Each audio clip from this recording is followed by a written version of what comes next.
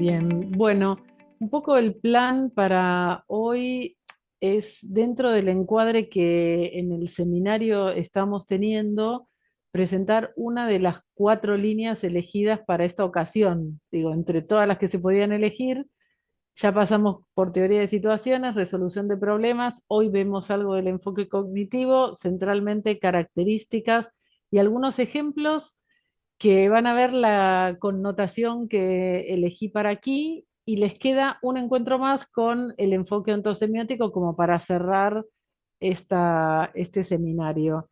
Los ejemplos que traje son más que nada para mostrar cómo desde el enfoque cognitivo uno podría dar algunas explicaciones no triviales, no trivializadas de errores usuales de los estudiantes. Y finalmente voy a hacer de nuevo, voy a continuar con establecer algunos vínculos y diferencias con las otras líneas estudiadas, como para ir resaltando un poco eh, la especificidad de cada una de estas líneas y con esto conformar el todo, un todo sumamente parcial. Marcel diría una pincelada del enfoque cognitivo. Bueno, allá vamos. Eh, Como les decía, nosotros dentro de todo este mapa de líneas enorme, en el primer encuentro con Marcel estuvieron trabajando teoría de situaciones, en la vez pasada escuela anglosajona y hoy nos dedicamos al enfoque cognitivista.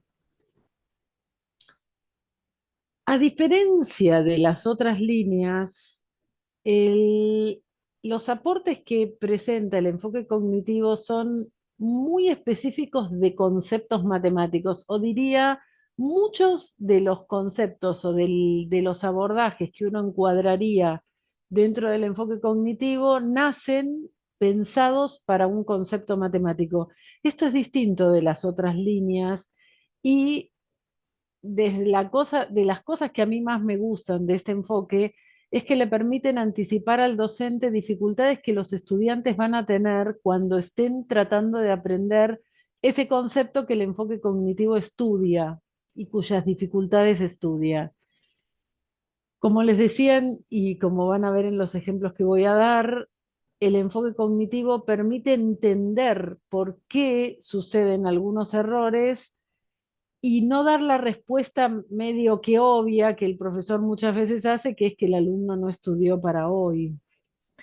Y a diferencia también de, por ejemplo, de teoría de situaciones, y esto lo voy a retomar un cachito al final y en la medida en la que quieran amplío, no da pautas generales para organizar clases, es decir, no dice hay momento de acción, de formulación, de validación, pero da elementos a tener en cuenta por el docente para diseñar actividades y a medida que vaya contando los ejemplos, espero que esto se entienda. Justamente se entiende claramente a partir de ver cómo, conociendo algunas cosas del enfoque cognitivo, hay algunos errores que uno entiende que van a suceder y entonces uno podría, sabiendo eso, pensar en ciertas consignas para la clase de matemática que le den lugar, que den lugar a que ese error aparezca para tratarlo. Y entonces, como digo, los aportes en este enfoque, por un lado, eh, hay encuadrados en líneas dentro del enfoque cognitivo y por otra parte, desde mi perspectiva, hay conceptos que uno encuadra en el cognitivismo o en el enfoque cognitivo. Cuando uno piensa en las líneas, si yo volviera al cuadrito, al mapa de líneas, ahí aparecen tres que son la teoría de los campos conceptuales de Berniold, el pensamiento matemático avanzado, Toll y Wiener hablan de esto, la teoría APOS de Dubinsky, uno podría mencionar, por ejemplo, el modelo 3UB y podríamos seguir también con aportes que van más allá de un concepto valioso, que uno podría encuadrar dentro de una perspectiva teórica. Y por otra parte, si uno mencionara conceptos que entiende que están en esta línea, imágenes conceptuales, definición conceptual, concepciones espontáneas, modelos mentales, registros de representación semiótica, el sentido simbólico y el sentido numérico, el lenguaje simbólico, asignar y extraer significado, tres usos de la variable, habilidades matemáticas, y podríamos seguir.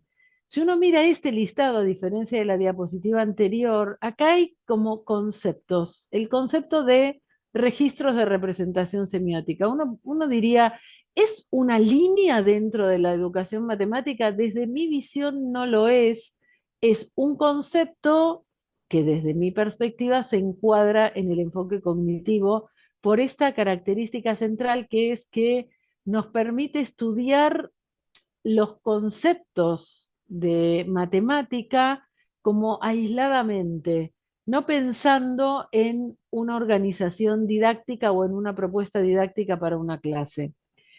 Lo que voy a hacer acá en la presentación es, la organicé a partir de ejemplos, centralmente ejemplos en donde se cometen errores, y en mi interés acá va a estar dar explicaciones a esos errores utilizando conceptos del enfoque cognitivo. Es decir, voy a estar como presentando un poco todo junto. No quise contar cuestiones teóricas por un lado, sino que como a propósito de los errores voy a ir entremezclando esto. En algún caso contaré algo teórico y después muestro el error, en otro doy el error y hago aparecer la teoría para proponer una explicación así no simplificada de esos errores.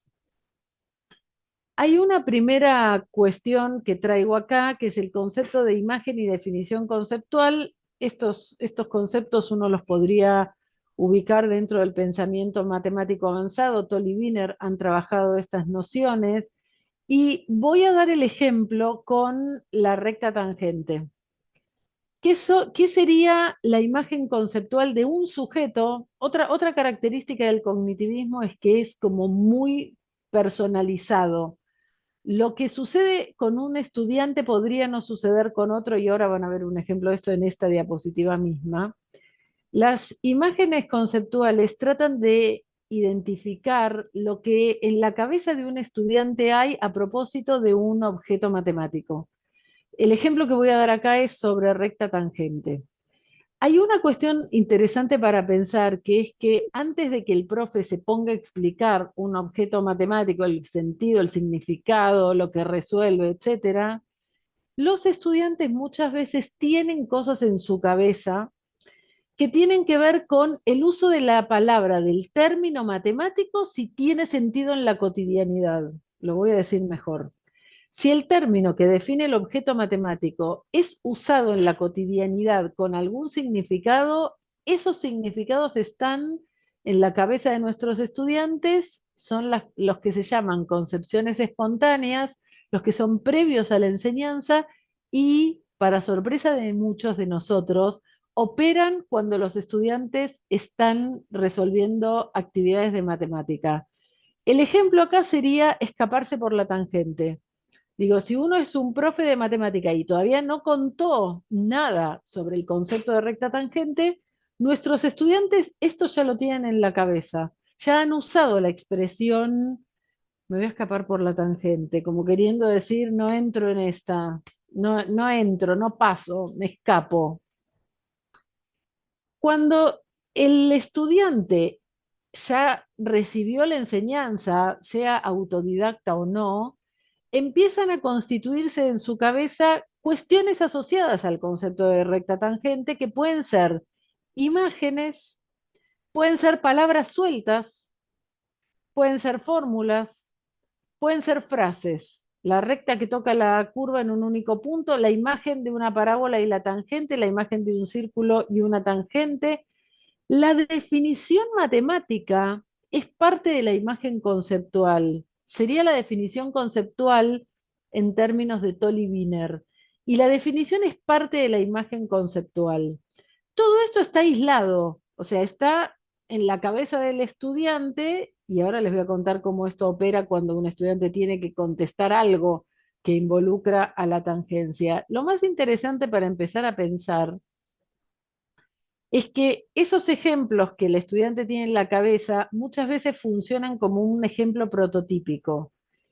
Y ese ejemplo prototípico puede tener atributos irrelevantes, llaman los autores, es decir, atributos que no tienen que ver con la noción de tangencia, pero que son particulares de esos ejemplos prototípicos que yo tengo en mi cabeza. El ejemplo acá es que la recta y la curva se tocan en un único punto. Eso es un atributo irrelevante. No tiene que ver con la tangencia, que la recta y la curva se toquen en un único punto. Y tampoco tiene que ver con la tangencia, que la curva quede toda metida, incluida en un semiplano, como sucede acá con la parábola y como sucede acá con la figura. Es, no es propio de la tangencia que esto pase. Cualquier cosa que quieran preguntarme de esto, después lo conversamos. Y también en la imagen conceptual hay partes erróneas muchas veces. Muchos de nuestros estudiantes piensan que la recta tangente es una recta que toca a la curva en un único punto. Dicen que toca o que corta a la curva en un único punto. Eso está mal, eso no es una definición de tangencia. Sin embargo, los estudiantes suelen operar con estas cosas que tienen en la cabeza y ahora les cuento cómo. Cuando uno lee de estas cosas, los autores nos cuentan cómo opera un estudiante ante una pregunta. Entonces, la imagen conceptual se constituye por la definición conceptual, que puede estar bien o mal. La definición, yo la puedo saber bien o mal, o puedo tener partes bien y partes mal, y esa imagen conceptual tener partes correctas y partes incorrectas. Si uno mira en la diapositiva anterior, esto sería correcto, está mudo, pero sería correcto, esto de acá sería incorrecto. Y eso está en la imagen conceptual de un sujeto. Partes correctas, partes incorrectas, la definición y las concepciones espontáneas. Cuando al estudiante le hacen una pregunta, el estudiante en general atina a recurrir a su imagen conceptual propia, distinta de la definición conceptual en general. Es decir, ante una pregunta entra por imágenes, gráficos, frases que tiene asociadas y a partir de ahí, y según si eso a lo que apela es o no correcto, puede ser que conteste bien o no. Solo los estudiantes como muy prolijos matemáticamente hablando, ante una pregunta van a buscar la definición conceptual para responder. Lo que desde este enfoque o los autores que trabajan con esto promueven no es desterrar las imágenes conceptuales, porque están ahí y van a seguir estando, sino que interactúen con la definición conceptual. O sea, lo que se promueve es un intercambio entre la definición de un concepto y lo que uno tiene construido alrededor de ese concepto. Acá les empiezo a contar un poco esto que les decía de por qué el enfoque cognitivo da ideas para la clase, aunque no me dice cómo organizar la clase. Si yo ya sé que es muy probable que mis alumnos tengan esta frase en sus imágenes conceptuales, yo voy a armar consignas para trabajar eso, para trabajar por qué eso está mal. Entonces, no me dice cómo, pero saber esto es un conocimiento súper valioso para el profesor. El ejemplo equivocado es este. Si uno le pregunta a un estudiante si esta recta es tangente a la curva en el punto indicado y el estudiante dice que no, porque la recta tiene que cortar a la curva en un único punto, acá se pone de manifiesto el error que no tiene que ver con que el estudiante no estudió la definición. En la imagen conceptual puede saber la definición y no haber apelado a ella para contestar. Le fue más fuerte la imagen prototípica de que la recta tangente no corta la curva en más que un punto, o dicho distinto, que solo se cortan en un punto, opera con ese ejemplo prototípico y responde que no. No quiere decir que no tenga sabida la definición de recta tangente. Esa sería la respuesta trivializada que yo me refería al principio. Cuando el profesor dice, no, está mal, no estudiaste la definición de recta tangente, eso no necesariamente es cierto. Puede ser que no haya estudiado la definición, pero también puede ser que esté operando por ese ejemplo paradigmático, el ejemplo que está funcionando como un modelo y entonces no le machea, no le encaja con el modelo que tiene y contesta que no. está mirando atributos irrelevantes de la tangencia. Es irrelevante la cantidad de veces que se cortan la recta con la curva, la recta tangente a una curva en un punto. No tiene que ver con la tangencia. Sigo con errores alineados con esto. Es muy común que nuestros estudiantes tengan en su cabeza respecto del concepto asíntota, que una asíntota es una recta a la cual una función se acerca infinitamente pero no la toca.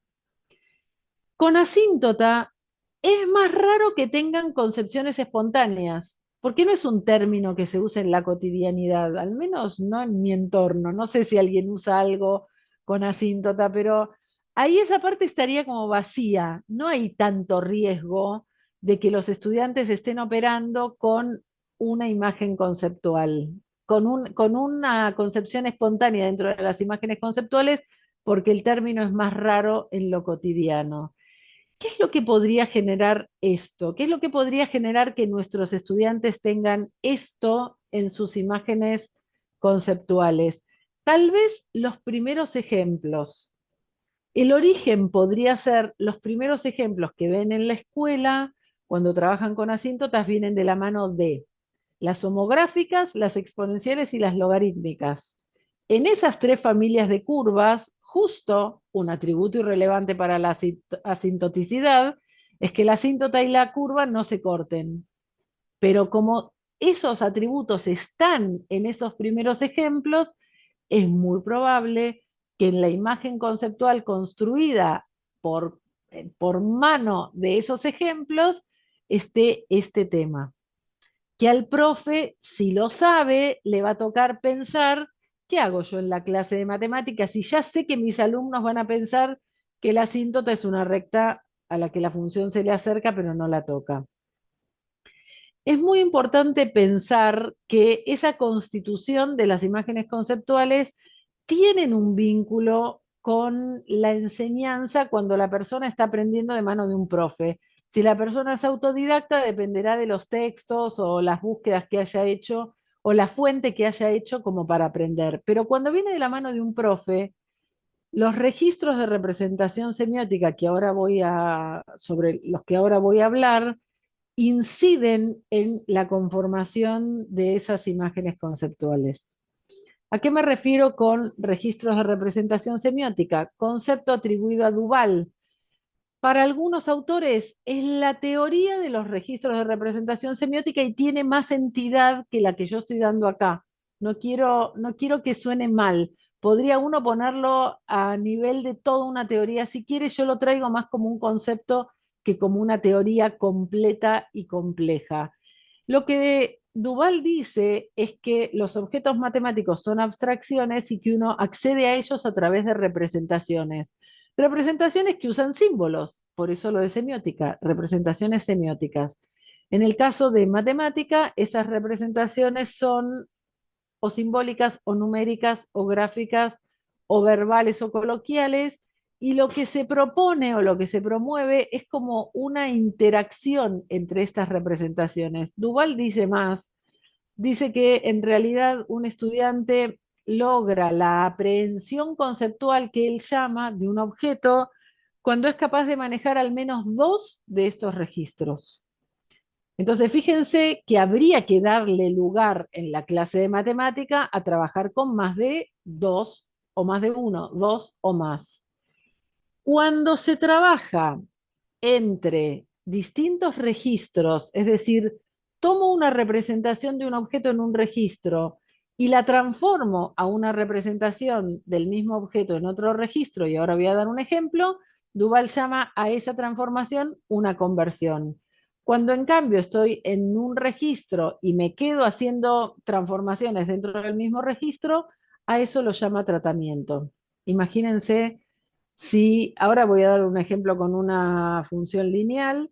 Si yo paso de una escritura de la forma y igual mx más b a lambda por b más p o a x sobre a más y sobre b igual a 1, estoy trabajando en el registro simbólico, me estoy quedando ahí adentro. Estoy tomando una función lineal, la cambio de forma, la pasé a un formato vectorial, a una forma simétrica, etcétera, pero me estoy quedando dentro del simbólico, esos serían ejemplos de tratamiento. Ahora voy a dar ejemplos de conversiones. No hay reglas para las conversiones ni para el tratamiento. Bueno, para el tratamiento, para algunas cosas sí. Eso complejiza esto, porque para manejarse fluidamente entre más de uno tengo que convertir necesariamente y para esa conversión no hay reglas. Entonces ahí viene una complejidad que el profe tiene que atender.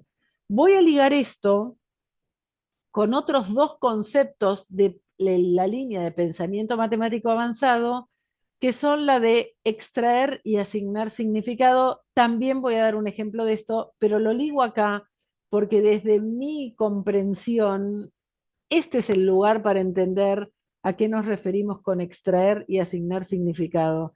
Extraer significado se refiere a tener una sentencia, una proposición dada en forma simbólica y poder explicar, poder expresar con palabras qué es lo que esos símbolos están queriendo decir.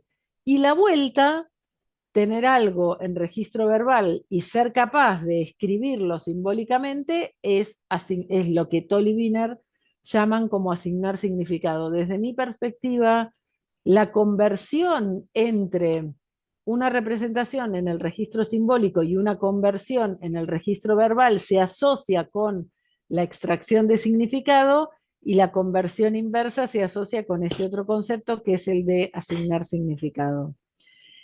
Miren esto y me dicen si en sus localidades pasa como pasan por mis pagos. Hay un uso privilegiado de los registros que no contribuye a esto que Duval dice, que hay que lograr más flexibilidad en el uso de los registros. Se les suele dar a los estudiantes funciones lineales, cuadráticas, homográficas, trigonométricas, logarítmicas, se les pide hacer una tabla y graficar. Eso, si nosotros lo miramos en este esquema, sería partir de una representación en registro simbólico, pasar por la tabla, que es una representación de ese objeto en registro numérico, para terminar como si fuera el fin en una representación en el registro gráfico. Si eso pasa con lineales, con cuadráticas, con polinómicas, con exponenciales, con logarítmicas, estamos haciendo un circuito que no favorece la flexibilidad entre estos registros, en tener algo en registro verbal, pasar a una representación gráfica para finalmente a una representación simbólica, partir de lo numérico para encontrar algo simbólico y poder contestar en registro verbal. O sea, estos registros admiten mucha más variación que únicamente partir de una representación en simbólico, pasar por numérico con una tabla y terminar en un gráfico. Sin embargo, es muy común, al menos acá. Así todo, quiero que miremos un poco más algunas cosas y esto me va a permitir contarles un error muy común. Miremos hasta qué punto cada una de estas conversiones que uno hace conserva o no conserva la información que cada representación tiene. Cada representación tiene una información de ese objeto que está siendo representado por ella. Esta representación en registro simbólico contiene toda la información de esa recta. Si yo paso a la tabla y hago una tabla con dos pares ordenados, el 0,1 y el 1,3, claramente en esa conversión perdí un montón de información. De los infinitos pares ordenados que tenía, me quedé con dos que están en esa tabla. Si de la tabla paso al gráfico y marco los dos pares ordenados, en esa conversión de un registro en registro numérico a una representación en registro simbólico, que son los dos puntitos, conservo la información. Los dos puntitos que tenía en la tabla están los dos puntitos en el registro nuevo, en el registro gráfico. Hice una conversión que conserva la información. Si de ahí paso a la recta, si tengo que pasar de estos dos puntitos a la recta, tengo que volver a ampliar la información, porque la recta de nuevo tiene los infinitos valores igual que lo tenía la expresión simbólica. ¿Se dan cuenta? Entonces, empezamos a ver que las conversiones de representaciones entre distintos registros van perdiendo o ganando información según lo que haga. Les queda claro que si hubiera hecho otra tabla con otros valores, con más valores, etcétera, tendría otra representación de del mismo objeto en registro numérico. Ahora bien, miren cómo sabiendo esto nosotros podemos entender un error muy común, que es el que hacen los estudiantes cuando se encuentran por primera vez con la función así como prototípica homográfica de expresión igual 1/x. Solemos pedirle que hagan una tabla de valores y que grafiquen. Y nosotros esperamos que con esa tabla de valores y graficando se encuentren con la hipérbole equilátera. Hacen la tabla de valores, grafican, fíjense que de la expresión a la tabla se pierde información. Tabla que puede, si coincide con mi gráfico, tener 6 pares ordenados. De los 6 pares ordenados me los llevo al gráfico, otra conversión que conserva la información. Los 6 pares de la tabla están ahora en el gráfico, pero en el momento de tener que producir el gráfico, tengo que completar la información y ahí aparecen cosas raras. Aparecen cosas que muchas veces están lejos de ser la homográfica. Aparecen poligonales, aparecen curvas de otro tipo, cosa que está distante de lo que el profe hubiera esperado que al alumno se le ocurra como obvio que la gráfica es esta. Una de las razones que esto nos permite entender es que al pasar de los puntos a la gráfica, el estudiante se ve obligado a completar información que no tiene, porque no sabe cómo es la gráfica de y igual 1/x. Podría seguir dando valores, podría hacer un análisis de otra naturaleza, podría entender que no puede cortar al eje Y, o sea, claramente podría discutir que esto no. Ahora, habría que ver si tiene argumentos para decir este sí. Podría decir, ¿por qué no? ¿Por qué no tramos lineales? Sí lo podría decir. ¿Por qué no puede atravesar al eje Y? Sí lo podría decir. ¿Por qué este sí? No necesariamente. Les voy a dar ejemplos de asignar y extraer significado para ligarme con lo que recién les señalaba en vínculo con los registros de Duval. Si uno pone esta frase, no tiene ni una palabra del castellano la frase, sin embargo significa algo. Muchas veces los estudiantes piensan que comprenden lo que esto está diciendo cuando son capaces de leer símbolo a símbolo. Cuando leen para todos C que pertenece a los reales, existe un N que pertenece a los naturales, tal que N mayor es mayor que C.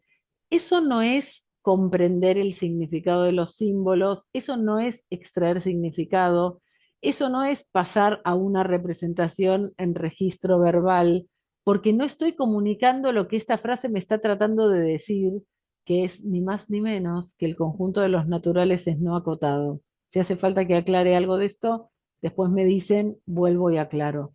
Fíjense qué difícil es esa extracción de significado cuando uno está mudo ante una proposición, definición o lo que sea simbólico y me toca a mí cargarlo de significado, me toca a mí extraer significado. La situación de asignar significado es la opuesta. Entiendo algo claramente en castellano y me piden que ahora lo escriba en símbolos. Dos números reales son iguales si la distancia entre ellos puede hacerse arbitrariamente chica.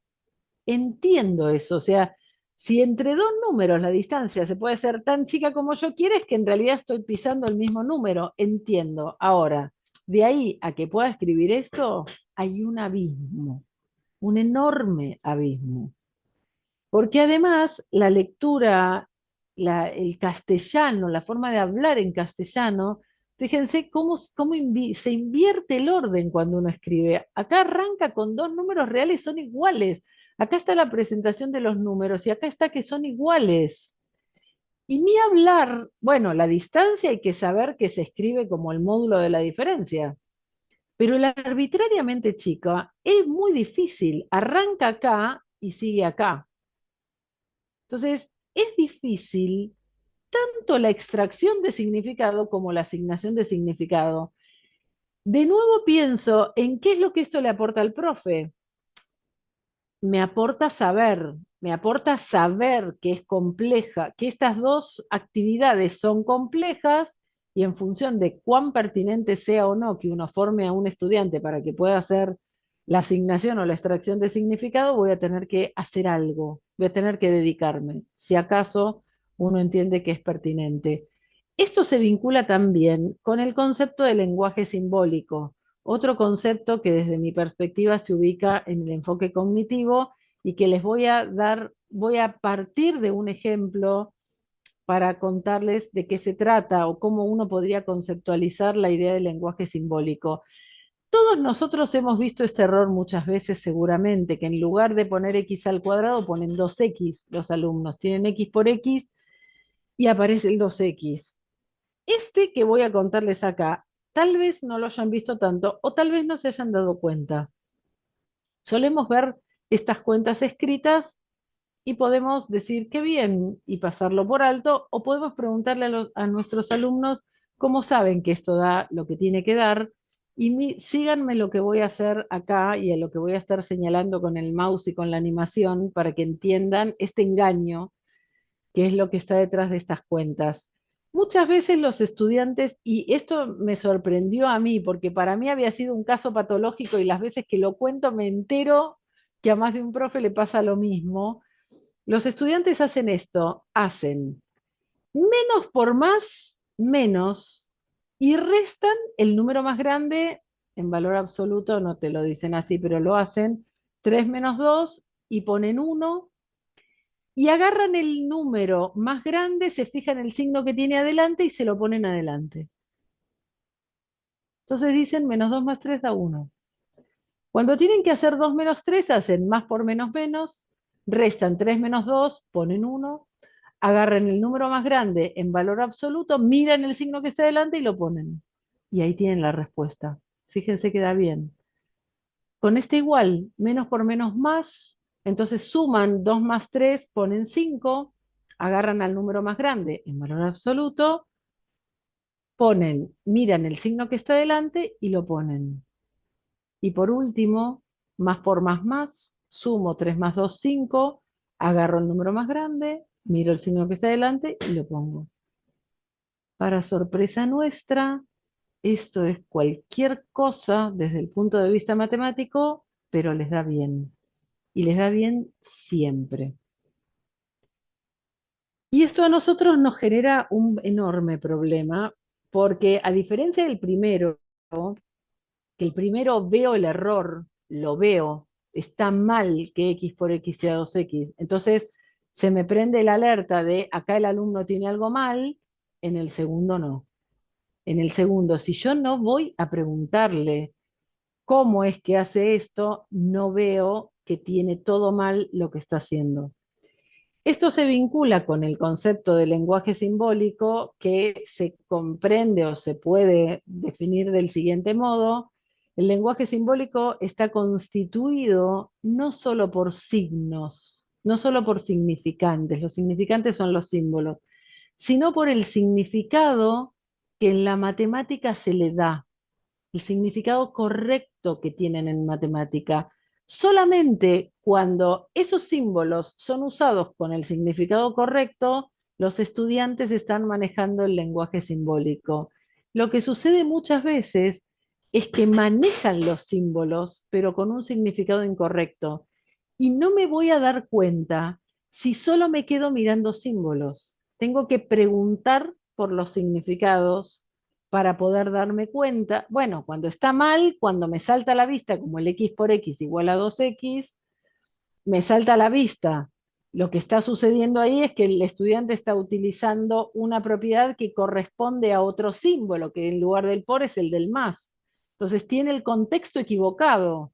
En lugar de x más x, tiene x por x, no se dio cuenta de eso y está usando otro concepto. Solo si le pregunto por el significado, voy a ver si el estudiante en realidad está manejando el lenguaje simbólico.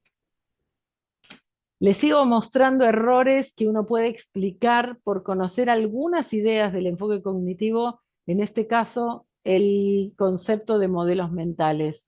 Un error muy común en los estudiantes, en los profesores y en los libros es pensar que las funciones continuas se trazan sin levantar el lápiz del papel. Esto es un error muy común. Si necesitan que aclare algo sobre esto, me dicen. Un error muy común de los estudiantes es pensar que las funciones continuas no tienen fin. La idea de lo continuo como que continúa siempre, que no termina. Entonces, no ven funciones continuas con un dominio acotado, con un dominio que va del 1 al 5. Piensan que las funciones continuas tienen que seguir. O otro error muy común asociado al concepto de límite, van viendo cómo esto se asocia a conceptos en particular, que es una de las características que yo les comentaba sobre el enfoque cognitivo. Otro error muy común es pensar que si uno tiene infinitos valores de X que están tendiendo a un cierto número y las imágenes de esos infinitos están tendiendo a un valor que identifico, entonces el límite, ese número al que tiende es el límite de la función cuando X tiende a...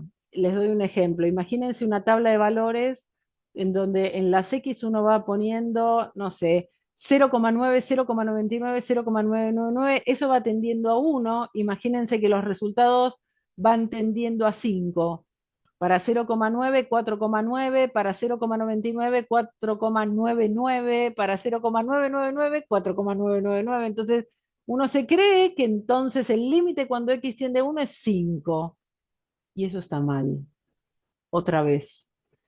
Todo esto se explica con modelos mentales. Hay modelos mentales ya definidos, ya estudiados respecto de las funciones continuas. Hay modelos mentales sobre el concepto de límite. Los estudiantes tienen modelos mentales y sobre el límite, límite concepto si lo hay complejo, tiene encima la desgracia que la palabra se usa en la cotidianidad. Entonces, te pongo límites, no podés venir de la fiesta más allá de las 3 de la mañana, el límite se ve como una barrera infranqueable, de acá no va a pasar. Cuando eso se traduce a respuestas de matemática, hay alumnos que piensan que el límite tiene que darse en situaciones donde, por ejemplo, hay una asíntota horizontal que frena los valores, que la función no podría sobrepasar ese límite. Este es un ejemplo de un modelo mental como el límite como barrera infranqueable que está asociado a una concepción espontánea previa a la enseñanza de concepto complejo si lo hay. Hay, bueno, en particular yo conozco al menos un estudio que da 6 tipos de modelos para el concepto de límite. Miren si hay cosas que sabiéndolas el profe podría abordar para trabajar con estas cosas. Este es un error muy común, muy común. Entonces, si yo ya sé que se comete este error y dependiendo de lo pertinente que sea, abordar esto es una sutileza, se dan cuenta, habrá que hacer cosas específicas para derribar este tipo de error. Otro error muy común es asociar el número 0,9 periódico como un número menor que 1. Otro error muy común. Y aparecen los estudiantes que dicen 0,9 periódico no es 1, tiende a 1. Eso está mal que no sea 1, está mal que sea menor que 1. Cuando lo piensan como el límite de esta sucesión, tiene como movimiento. El 0,9 periódico es como un número que se está generando agregando 9. Es como si tuviera vida, que en cada paso agrego un 9 más. Entonces veo como que nunca llega al 1. Bueno, 0,9 periódico es 1 y este tipo de errores se explica con la teoría APOS, APOS acrónimo que responde a acción, proceso, objeto y esquema en inglés. No, no voy a entrar en detalles, pero digo, llévense que hay una teoría detrás que nos permitiría entender por qué razón los estudiantes no lograron encapsular, diría Dubinsky, el objeto 0,9 periódico y todavía están, diría, a nivel proceso. Podríamos seguir con los ejemplos, no está en mi intención hacer eso, voy cerrando como para que podamos charlar un poco. como para vincular un cachito y sin ninguna pretensión de ser exhaustiva con estas viñetas que pongo acá, así como la teoría de situaciones es un enfoque sistémico del proceso de enseñanza, aprendizaje, toda la cuestión institucional y da pautas para planificar clase, el enfoque cognitivo no lo pretende ser. Los aportes permiten explicar cosas que se ven en la clase y errores, o sea, cosas que se ven y en particular algunos errores. Y lo que sí le permitiría al docente es asumir alguna de estas ideas para tener algún tipo de consideración en el diseño de sus clases.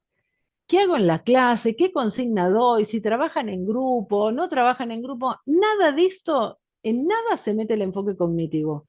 Si uno toma investigaciones que tomaron alguno de estos conceptos y avanzaron para diseñar consignas, para derribar modelos erróneos, se van a encontrar con una propuesta de enseñanza enmarcada en el enfoque cognitivo. Bueno, son como esas investigaciones de naturaleza más práctica, no es lo teórico que el enfoque produce. Así como la vez pasada yo contaba lo teórico que produce la resolución de problemas y Marcel también, y uno puede dar ejemplos, del mismo modo lo que estoy tratando de hacer aquí. La resolución de problemas propone una meta en particular para las clases. La meta es que el alumno se convierta en un resolutor de problemas. Esa es su meta que sostiene en todo el año, en todo el curso. Bueno, el enfoque cognitivo no va por ahí. No tiene una gran meta que sostiene. Hay temas, hay cosas que desde el enfoque cognitivo se entienden, se saben, se anticipan y si uno las quiere tener en cuenta, las aborda.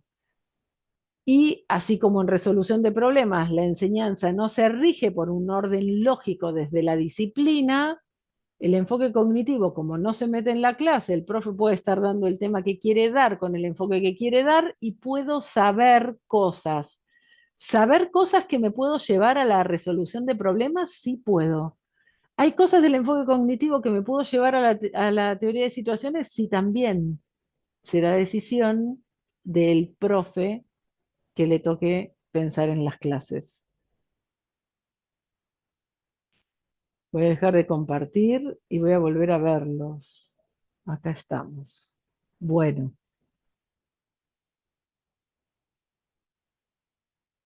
ahí terminó la presentación. No sé si sobrevivieron. Más allá de José, bueno, Jaime que es el local, pero a José que te veo ahí firme, me encanta. Esa es la línea de Marcel vista en manifestada y me encanta que así sea. Todo el resto, no sé si los dormí o siguen por ahí.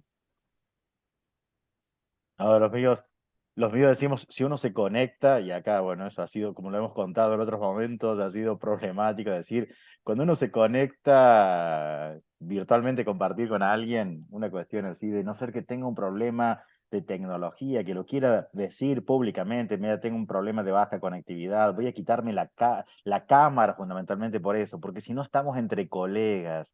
Y esto Ahí es como volvió Rubí. entrar a una clase, yo me lo imagino así, les digo a mis estudiantes entrar en una clase y que todos estén con una máscara, una capucha, y es más, que algunos incluso ni siquiera tengan los nombres reales. Así uno diría, qué incómodo sería dar una clase con esa naturaleza de que, y acá uno debería emular esa instancia, que si estuviéramos en un encuentro presencial, estar ahí compartiendo, ¿no? Y tener el lujo que a veces uno no valora la posibilidad en este momento que ofrecen las tecnologías de estar alguien experto en un campo hablando y que lo tengo la posibilidad de escucharlo, que eso no es siempre decir, pucha, no, no porque seas vos, Mabel, pero agradecido ahí que estés compartiendo esto con todos nosotros porque larga trayectoria investigando y trabajando sobre estos temas, ¿no?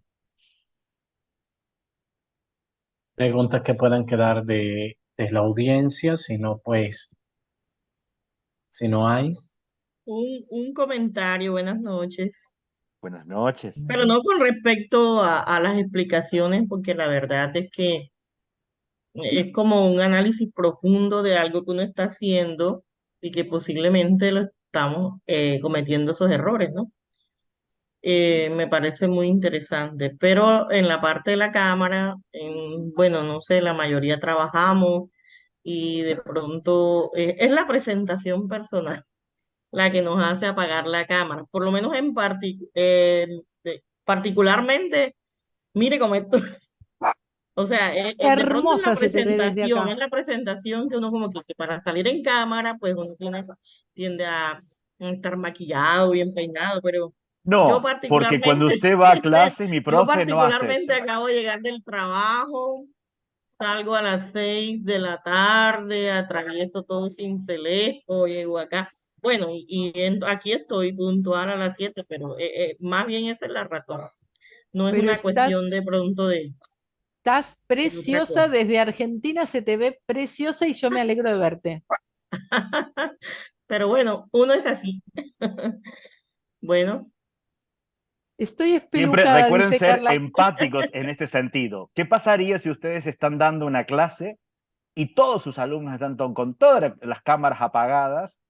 ¿Tendrían también ustedes el derecho diciendo, ¿me están escuchando? O sencillamente han puesto, se han conectado y están haciendo otra cosa, trabajando en la computadora con otra cosa, para cumplir porque me olvidaron. Y cuando uno dice, ¿qué les pareció? Una cuestión de decir, sí, comparto con esto, tengo otra duda. Eso en una clase presencial no ocurre. Entonces, recuerden ustedes, van a ser profesores. Yo Entonces, o sumo sea, no ocurre, algo. puede pasar, pero es un poco más de servido. Mirá, ahí están viniendo, los chicos se me vinieron. Yo igual sumo algo que es, esto es voluntario. Están acá porque quieren estar. Nadie está acá obligado, así que, Espelucado, Mabel, es como cuando la mujer tiene como y le salen frizz aquí así. el micrófono, el auricular ayuda a bajar los rulos. Con eso estamos ahí Mabel, como, a mí sí sí. me queda una pregunta que quiero hacer en términos de cómo podría mejorar todo el trabajo desde la parte de la gestión de la clase, ¿no? O sea, cómo tener en cuenta, no sé si tienes algunas pautas que nos pudieras dar en términos de qué podría enriquecer el problema que uno le lleve al estudiante en términos de que uno pueda transitar en todo lo que has dicho en tu presentación. Hay una cuestión que tener en consideración central, que es cuando vos pescaste un error, vos ya sabes que el alumno lo tiene y en la cabeza del alumno hay cosas bien y cosas mal y no está en la esquizofrenia de pensar que está loco por tener cosas bien y cosas mal. Tenemos en la cabeza cosas bien y cosas mal y no nos damos cuenta.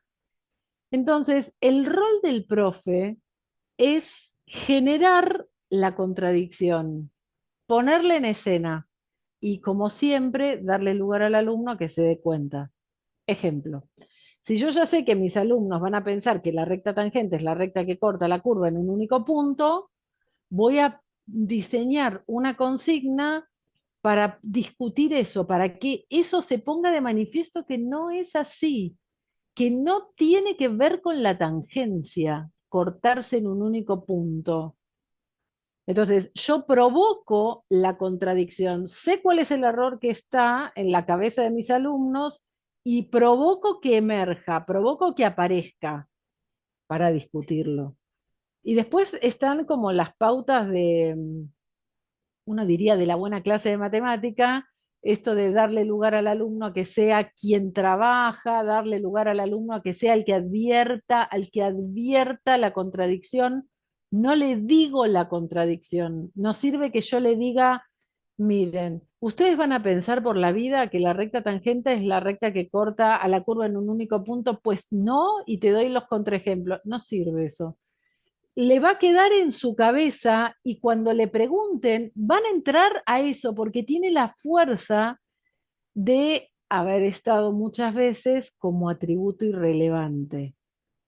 Si hay muchos ejemplos con atributos irrelevantes, eso gana fuerza, o sea, gana terreno. Entonces, no sirve que yo se lo diga. Tengo que, si soy profe y empiezo a trabajar con recta tangente desde la primaria, que trabajan con círculos y circunferencias, y quiero hablar de tangencia, ya voy poniendo tangentes que corten a la curva, donde se atraviesan, o sea, voy al centro de la tangencia. que es la mejor aproximación local, local, alrededor de un punto, local. No tiene que ver con que la curva está en un semiplano, ni que corte ni no corte, nada que ver. Entonces, lo tengo en cuenta. Ya saberlo me hace cambiar, decidir algo, pero va por ahí, va por provocar la contradicción entre esas cosas que ahora sabes, sean errores que están, sean modelos erróneos, sea moverse entre los distintos registros, o sea, toma lo que quieras de lo que dije, asignar y extraer significado, toma lo que quieras, ya saber que ahí hay una complejidad te hace provocarlo y dedicarle intencionalidad. Bárbaro eso, ¿no? Porque a veces hay estudiantes que toman un caso particular y funciona, y cuando se generaliza todo lo que han tomado, se ven que para otros casos ya no funciona y entra todo este choque cognitivo de conceptos, propiedades y demás que están en juego dentro del fondo de una consigna, ¿no? Lo que es interesante de pensar es que se sabe que el alumno primero apela a la imagen conceptual propia antes que a la definición. Eso es muy loco. Eso es muy loco, porque uno le pregunta, le da un cuadrado al alumno y le pregunta si es un rectángulo y atina a decir que no. Atina a decir que no, porque en su cabeza la imagen del rectángulo es un rectángulo así, ni siquiera flaco y alargado y puesto de punta, es casi áureo el rectángulo que está.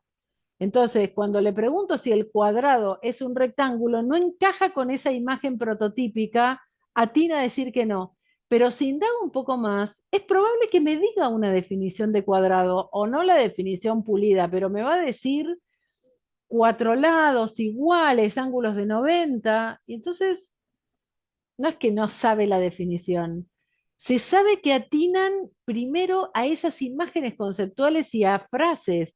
Las imágenes conceptuales están constituidas por frases, metáforas, palabras sueltas, fórmulas, gráficos. Atino a la fórmula, atino a una imagen, atino a una frase, y tal vez también tenga la definición, pero no atino.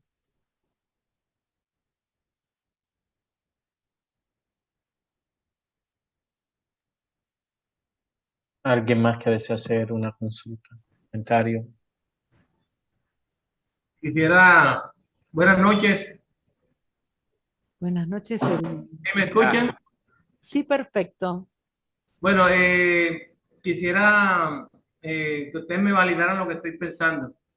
A veces de pronto nosotros con el afán de vender un concepto o una idea matemática, un símbolo, a veces con ese afán de que sea como fácil para el estudiante y lo hacemos de buena fe. Entonces le hablamos en un lenguaje cotidiano que lleva el error cognitivo. Estos errores que usted nos ha mostrado, los ejemplos. Entonces, lo que se concluye entonces es que cuando nosotros queremos vender un concepto, tenemos que tener mucho cuidado en ese lenguaje cotidiano que usamos, porque eso también se transmite. A ver, varias cosas de lo que decís. Claramente uno intenta poner un lenguaje cotidiano como para acercar un concepto, sobre todo cuando es un concepto difícil. Yo no inhabilitaría eso, no inhabilitaría las metáforas, no inhabilitaría los gráficos.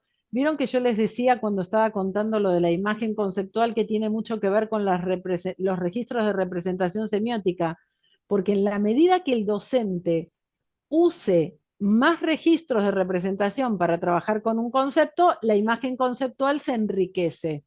Si mi profe solo usa fórmulas algebraicas, en la imagen conceptual de las funciones yo solo voy a tener fórmulas, fórmulas, fórmulas, fórmulas. No voy a tener una tabla, no voy a tener gráficos.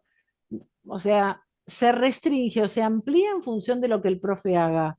Las metáforas son bienvenidas, eso aproxima al estudiante. Ahora, primero, yo no diría que uno quiere vender un concepto.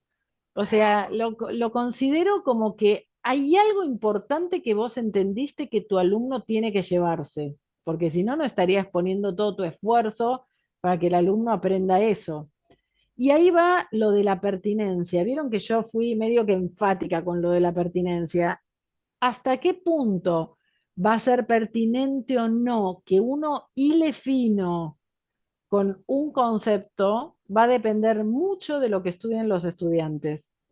El enfoque cognitivo en general suele ser pertinente para materias de matemática más avanzadas y con la tendencia que se viene bien, nivel universitario, estoy pensando a nivel superior, y con la tendencia que se viene viendo de la especificidad de la formación en función de las carreras que siguen los estudiantes, para todas las carreras prácticas que no son específicas de matemática, probablemente no hagamos casi nada de esto.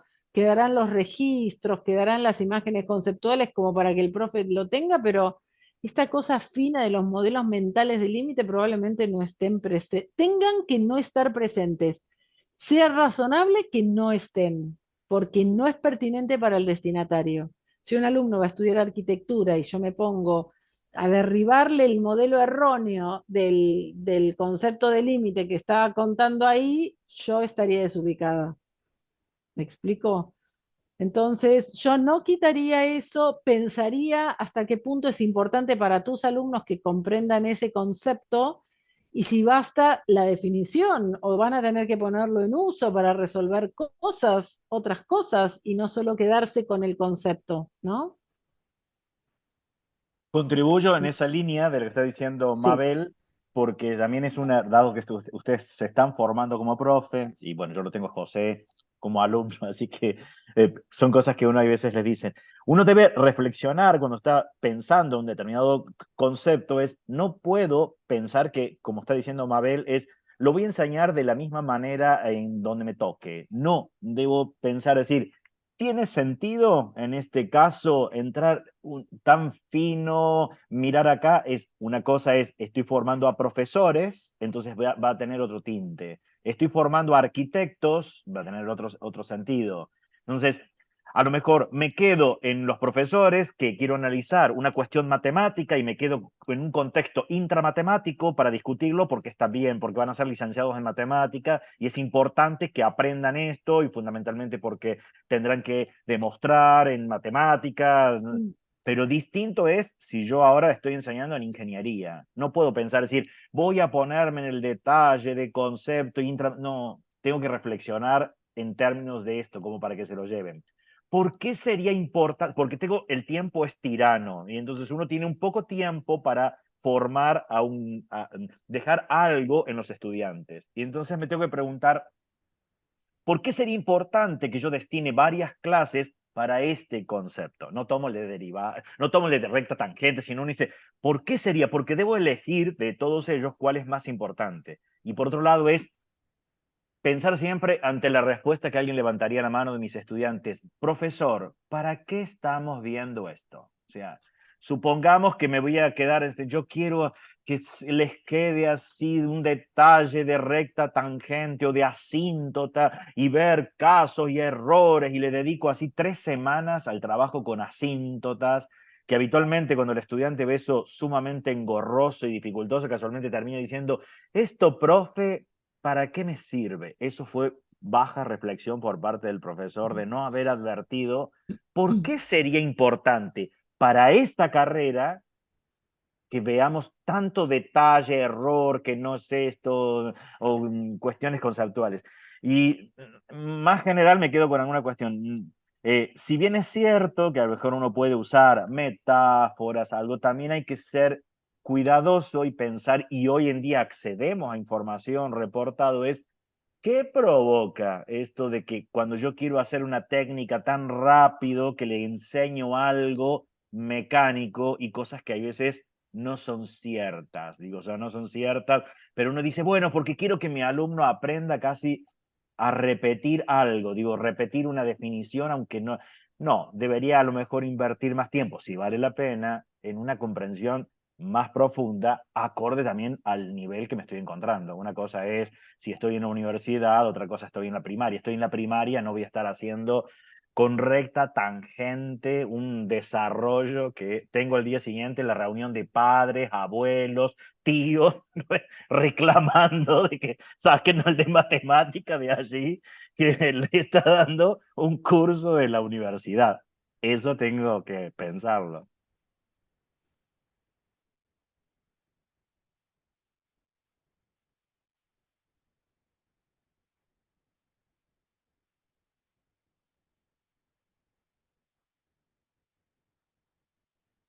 ¿Alguien más? Creo que el profe Tulio veía que... Yo tenía una pregunta, pero nada, más o menos. Era, yo creo que en esta parte de los diferentes registros de representación, ayuda al docente a la hora de plantear los problemas. No, si bien no te dice cómo tienen que ser los problemas o dónde enfocar, pero más o menos los problemas que vos vas a plantear tienen que, por lo menos en su resolución, pasar por diferentes registros, y no que se quede solamente con uno. Sería más o menos. Eso más o menos la conclusión que... Ese mensaje te lo podés llevar completamente. En algún caso va a ser verbal, va a tener que buscar una fórmula, va a tener que hacer una tabla. No siempre fórmula, tabla, gráfico, pasando una función tras otra. Si a esto que vos te llevás le sumás lo que dice Marcel de pensar la pertinencia, cómo uso que estos chicos están en una secundaria con orientación a arte, o que fui a enseñar a una ingeniería en agronomía o agronomía, digo, si le sumás eso, ya estás considerando algo del enfoque cognitivo que te llevaste para ahí. Ujú. Por ahí empezás a entender la dificultad cuando lo mandás a leer un texto, porque lo mandaste a leer algo y viene el alumno que te lee los símbolos de izquierda a derecha y vos decís, pero esto no basta. Bueno, el enfoque cognitivo ya te alertó, entonces vos vas a ver qué entendiste de esto y lo mandaste a leer porque te pareció valioso por algo. Digo, te da herramientas para entender y para estar alerta y vos verás hasta dónde vas a querer ahondar. En la formación de profes, en la formación de licenciados en matemática, uno ahondaría muchas cosas de estas y en otras casi nada. Pero lo que decide los registros te aplica, eso sí te aplica en secundaria, te aplica bien y es una herramienta que va más allá de el tipo de actividad, si es problema, si es para modelizar, te aplica bien. Sí, sí, sí. No era solamente eso. Eh,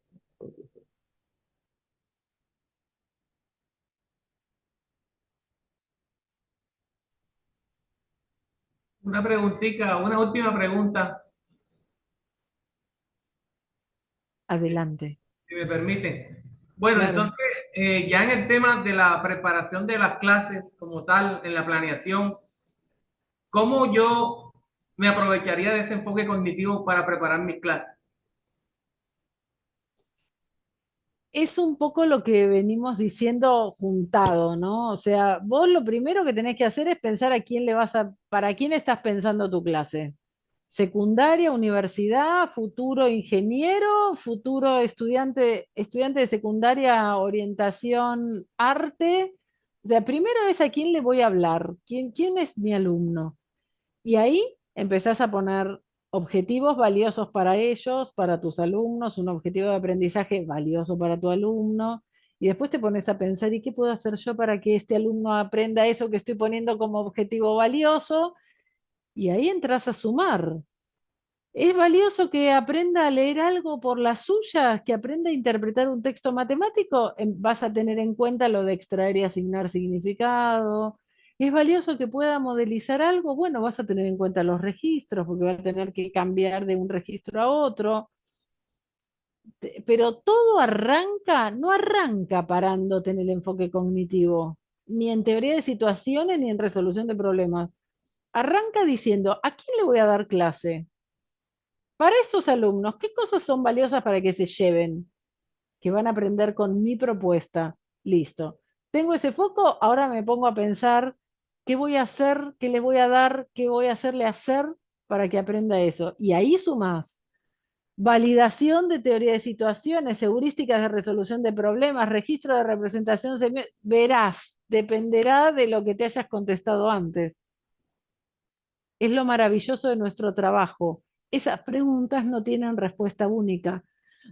Les va a tocar contestarse. Esto te da herramientas, solo te da herramientas. La respuesta te la tenés que construir vos. Te da modos de pensar. Te dice, no te pares primero en teoría de situaciones más allá del bien y del mal. Puede funcionar o no. No te pares digo, te da herramientas y te da formas de pensar. El resto te toca. Te pongo un Ya, ejemplo de cómo uno piensa diferente, hay veces voy a ponerlo desde mi propia experiencia. Quiero enseñar, lo voy a pensar matemáticamente primero y cómo uno se adapta. Me toca enseñar análisis donde quiero ver recta tangente, a lo mejor lo vi de manera dura dentro de matemática, la recta tangente, la derivada, y me toca en una carrera de contador público, administración. Entonces me llevo a preguntar ¿para qué es importante que el contador, el licenciado en administración, maneje rectas tangentes y la definición matemática muy formal? ¿Significa que no debo darlo? No, sí, lo tengo. Es muy importante para ellos. Bien, pero entonces, ¿para qué lo necesitan? Para ver las tasas de crecimiento. La derivada, las rectas tangentes me permiten ver y hacer una estimación. ¿Pero qué significaría estimar? Estimar es aproximarme, pero ¿qué puede ocurrir? Que yo me aproxime con esa tasa de crecimiento en que estime, sobreestime o subestime lo que realmente está ocurriendo con tasas. Y entonces ahora la recta tangente no tiene sentido una definición formal que hay veces hasta en internet la encontramos. Es la recta que tiene un punto de contacto con la curva. Uno dice, absurdo, no me sirve de nada. Si estoy viendo tasas de crecimiento, entonces es mucho más práctico, más allá que uno lo mire en ese contexto, es cómo sustituyo a una curva en un entorno del punto por una recta que sea su mejor aproximación. Casualmente, si yo cambio una curva en un entorno de un punto por la mejor aproximación, o sea, en lugar de ver la curva, veo una recta en ese entorno, es de fácil lectura lo que voy a leer. ¿Qué es lo que estoy viendo? Y la recta tiene fácil lectura la tasa de crecimiento. La pendiente de esa recta casualmente me marca crecimientos. Me sirve memorizar, decir, bueno, cada vez que la recta tangente queda por debajo de la curva, subestima, cada vez que está por arriba, sobreestima. Error, básicamente pensarlo así. Y vas a encontrar contraejemplos de que eso no ocurre. No tiene sentido mecanizar o memorizar una técnica. Y puedo mirar y decir, claro, ¿para qué quiero que aprendan? Bueno, aprendan. Si la recta tangente quedó por debajo de la curva, subestima. No, no es cierto. Me queda un menor. No, no es cierto. Vas a encontrar al revés. Entonces, te cambia tu discurso en ese contexto, porque lo estás viendo. ¿Por qué sería importante para esa carrera trabajar a lo mejor con recta tangente y qué adaptaciones tenés que hacer casualmente para ese curso? Después podés profundizar tanto como uno quiere. Hago una pregunta yo. Para todos los que están acá, ¿fueron claros todos los errores que mencioné como errores? Y algunos, tipo que se te desconfiguraba la cabeza un rato, pero después más o menos asentaba. Es como, Por, como decías, las representaciones que tiene uno visualmente que le llegan, es como, y después te das cuenta que no, pero es como, el primero de golpe, sí, o sea, de la recta tangente, en mi mente, lo primero, cuando vos lo dijiste, lo primero fue el modelo asociado ese de cosas. Después me puse a pensar, obviamente, que existe que la otra forma en el cual corta la recta, pero solamente en esas partes, digamos que la primera vista, cuando la primera vista lo ves el concepto, se te hace ahí, así. ahí estás viendo cómo operó tu imagen conceptual, aunque vos sabés la definición de recta Claro. tangente. Ujú. Ahora, lo del límite y todo eso son delicadísimas esas cosas. Digo, por ahí, si quieren preguntar algo, la verdad que les pregunto porque como son cosas que, si no les quedaron claras, ya que estamos acá, las podemos destrabar sin historia, las destrabamos. Y si no, está todo bien. Mabel, no sé si tienes una consigna que en contexto extra que nos permita también ahondar en esto. No sé si lo tienes, si no. No necesariamente para derribar estos errores tenés que irte al contexto extramatemático. Son cosas tan refinadas. El ejemplo, a ver si puedo compartir una, voy a compartir un El error minutito, más frecuente que uno una ve, pizarra. que es el tránsito del álgebra, es cuando la multiplicación de x por x, la comprensión que el estudiante entienda que no lo sumó, pero lo hacen como una suma, ¿no? Que le quedaba 2. Siento que es lo más Y común. bueno, pero todo eso vos lo interpretás entendiendo que el estudiante no comprendió, no logra asociarle el significado a los símbolos que en la matemática se le asocian. De eso hay mucha cosa muy pensada, incluso que los símbolos tienen un significado en cada contexto. ¿Qué es f a la menos 1?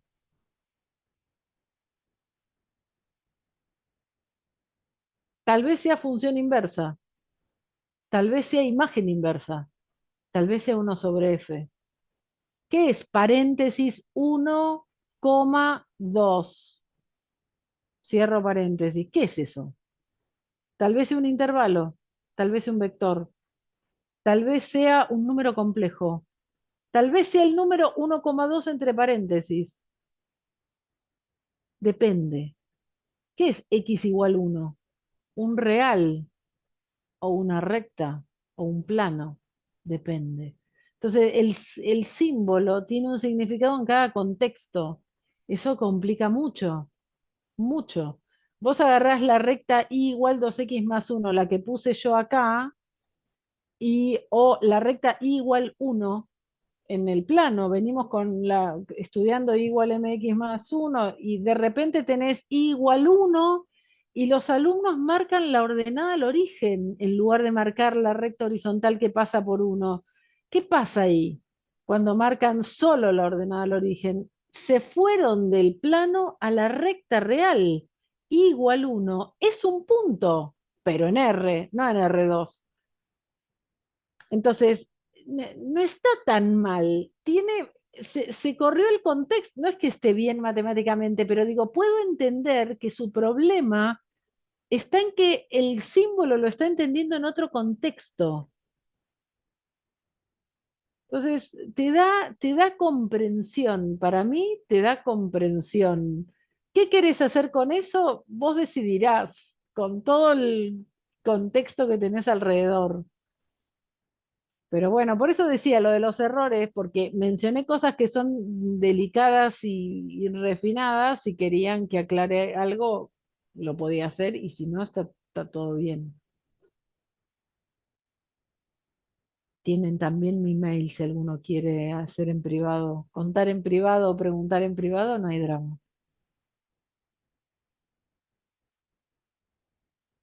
Lo que a mí me gusta ver es cómo José, vos marcaste, cómo la cabeza va primero a esa imagen, primero, y eso no quita que no sepas la definición, y eso es genial, porque está ahí, está todo ahí, Está estructurado, digamos, directamente. ¿viste? Y no estás Eh, loco. No, no es que vos estés, tus contradicciones te hacen ver un esquizofrénico por la vida. No, claro, tenemos esas claro. contradicciones y andamos felices por la vida. Con respecto al límite que vimos, que vi que fue tomando valores de la tabla, yo no sé si esto puede ser o no, pero es como, me estoy jugando. Eh, puede que no esté definida directamente en ese valor que vos estás buscando. Pero eso Porque, no te importaría, eso no te importaría porque para el límite lo que pasa en el punto podría no estar. sí, Yo lo que les decía era algo así, voy a escribir torpemente, pero ustedes me van a entender. 0,9, supónganse que uno tiene límite cuando x tiende a 1 de f, voy a poner solo f, y tenemos esto. Acá voy teniendo 0,9, 0,99 y acá me voy acercando a 1 agregando de a un 9 por vez. Y en las imágenes, supónganse que esto sea 3,9 y voy agregando de a un 9 por vez. Esto es lo que yo les decía oralmente cuando anduve por ahí con algún ejemplo que no sé cuál fue. Entonces, esto sigue así. La función en 0,9 me da 3,9, en 0,99 me da 3,99, en 0,999 me da 3,999 y así siguiendo. Esto tiende a 1 esto de acá tiende a 4, yo me creo que este límite da 4 y esto no necesariamente está bien. Y eso se debe a esto. Nosotros estaríamos teniendo una sucesión de puntos acá que tiende a 1, cuyas imágenes están tendiendo a 4. Ustedes disculpen la forma de dibujar, no me preocupa ni medio. Con una sucesión de valores que tiende a 1, cuyas imágenes tienden a 4, no tengo garantizado que el límite sea 4. Debería pasar para toda sucesión que tienda a 1. Y yo tengo una. Yo tengo una sucesión. La sucesión A sub n igual 0,9, 0,99, 0,999 y así siguiendo. Una sucesión cuyas imágenes tienden a 4 no me permite asegurar que para toda sucesión se dé. Bastaría, espérense que cambio el color, que me agarre otra sucesión que tienda a 1. Supónganse que elijo, qué sé yo, 1,01, 1,001, 1, y vengo por acá y que estas sean constantemente 5. Si yo tuviera esa situación, este límite no existe. ¿Está bien? O sea, es refinado. Por eso digo, pero ¿te la crees? Porque tenés infinitos valores en donde la función se está acercando al 4.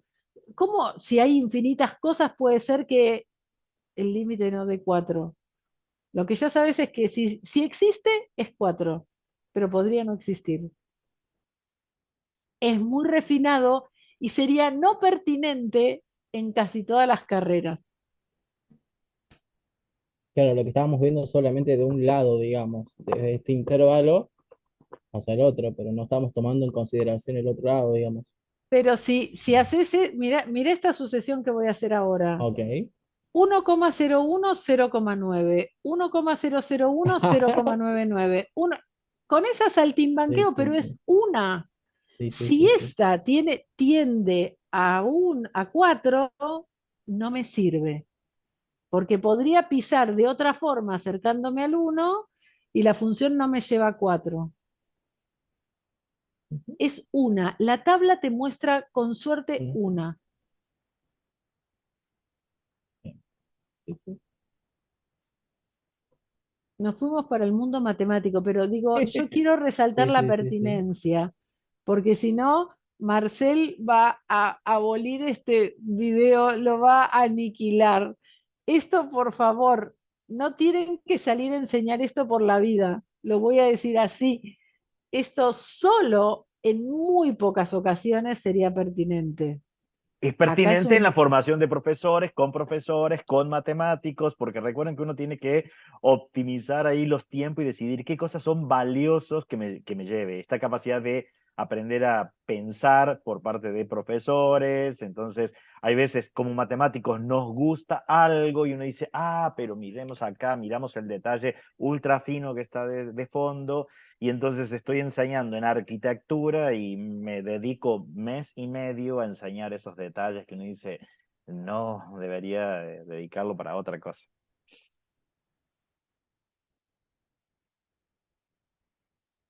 Pero bueno, en este contexto se llevaron algo más.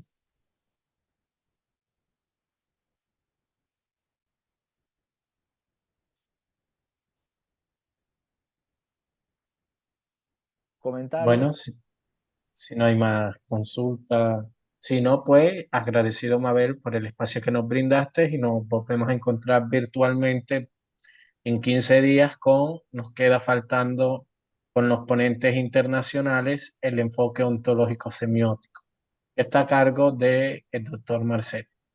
Entonces, muchísimas gracias a ustedes y nos vemos la próxima clase. Recuerden allí en el aula que el curso les exige, digamos, para su aprobación, estar al día con las actividades pendientes. Entonces los invitamos también a esta manera de ir interactuando allá con las actividades que tienen que presentar. ¿Listo? Bueno, gracias a los que vinieron aquí en la noche colombiana y argentina. Gracias. Chaito. Gracias a ustedes. Gracias. Adiós, Adiós. adiós. Pasen buenas Chao. noches. Descansen, disfruten de la familia y de los afectos. Un abrazo.